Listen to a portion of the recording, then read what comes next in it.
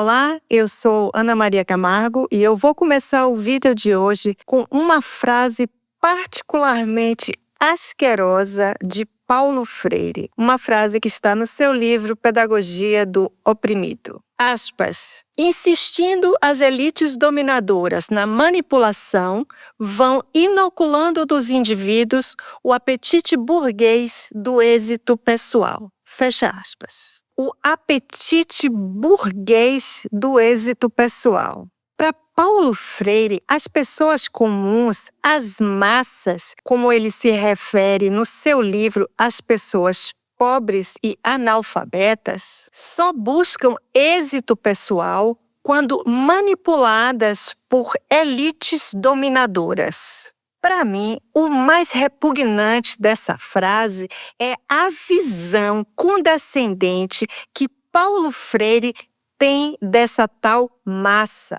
Para ele, gente pobre é incapaz de sequer ter vontade de ter êxito pessoal. Que dirá conseguir ter êxito pessoal?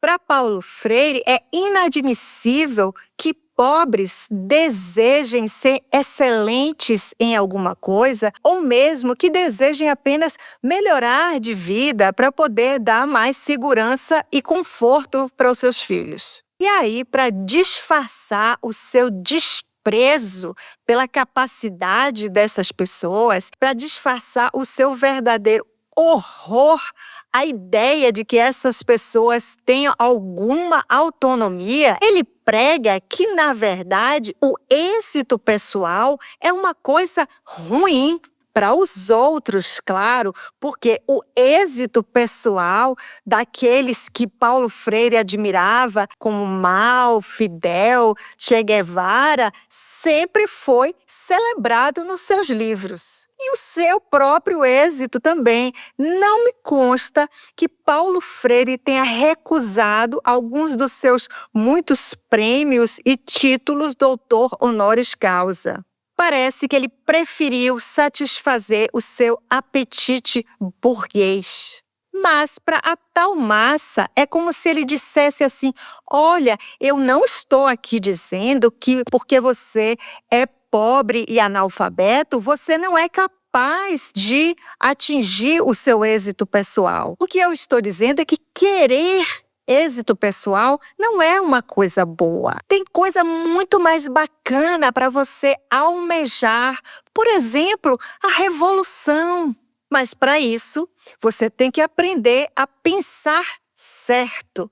Claro que ele não está falando de pensar certo a partir do fato de que, sim, existem verdades e morais objetivas e que não são afetadas por experiências vividas de opressão de quem quer que seja. O entendimento de Paulo Freire sobre pensar certo se refere a pensar estrategicamente para avançar a revolução marxista. E ele efetivamente teve a cara de pau de dizer isso explicitamente nesse mesmo livro. Ele diz: chame-se a esse pensar certo de consciência revolucionária ou de consciência de classe.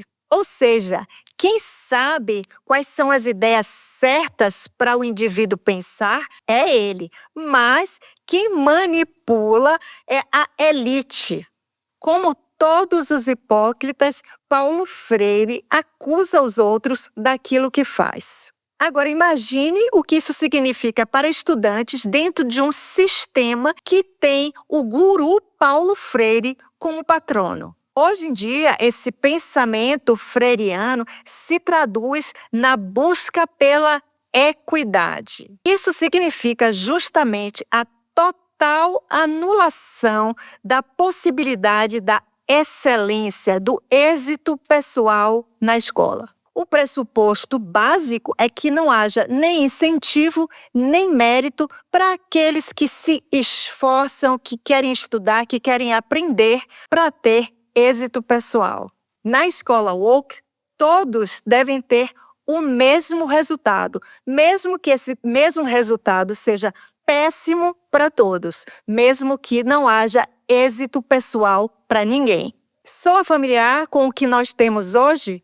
61% dos estudantes que concluíram o ensino médio em escolas brasileiras têm, no máximo, nível elementar de alfabetismo funcional. Eu vou repetir: 61% dos estudantes brasileiros que concluíram o ensino médio são pouco melhores do que analfabetos funcionais. Para garantir na escola essa equidade, esse nivelamento por baixo, dificulta-se a excelência, reduzindo as expectativas de aprendizagem e aprovando automaticamente aqueles que não conseguiram aprender nem esse mínimo. Mas e a equidade nas universidades? Calma, os woke têm uma solução para isso. Se você pertence a um grupo oprimido e as categorias de oprimidos só aumentam, você pode ter uma cota para chamar de sua e entrar em uma universidade pública para aprender a ser ainda mais woke às custas do pagador de impostos. Agora, querido, se você é branco e cis, e seus pais, ralando muito, conseguiram te pagar uma escola privada, mesmo que tenha sido num bairro popular, esqueça, você já é privilegiado. Admita que o sistema te favorece. Para piorar, só falta você dizer que é cristão. Opressor. Bom, voltando à escola woke, o importante é que todos os estudantes aprendam a pensar certo. Cabe aos professores, então, formar a consciência revolucionária e a consciência de classe nos alunos. A consciência revolucionária de hoje é aquela necessária para aprofundar a revolução cultural onde estamos metidos há mais de 4 décadas. E a revolução de classe de hoje é aquela necessária para promover a emancipação, para usar mais um termo que foi corrompido por Paulo Freire. Para ele, o educando emancipado era o educando radicalizado. Portanto, a consciência de classe de hoje é aquela necessária para emancipar, ou melhor dizendo, radicalizar as classes identitárias consideradas oprimidas. Ou seja, continua cabendo ao professor atuar como formador de militância. Claro que isso não é uma coisa simples, porque o professor de verdade quer exatamente o oposto. Ele quer que seus alunos tenham, sim, êxito pessoal. Ele quer que seus alunos se preparem tecnicamente, eticamente. Por isso, há todo um esforço daqueles que estão dentro da máquina do MEC, do Conselho Nacional de Educação, das secretarias de educação, dos sindicatos ligados às escolas, dos coletivos identitários e das ONGs woke, para fazer leis que controlem a formação docente, os currículos, os livros didáticos, as políticas públicas de gestão das escolas, para garantir que o resultado seja sempre este: a formação de militantes woke e analfabetos funcionais completamente dependentes do Estado.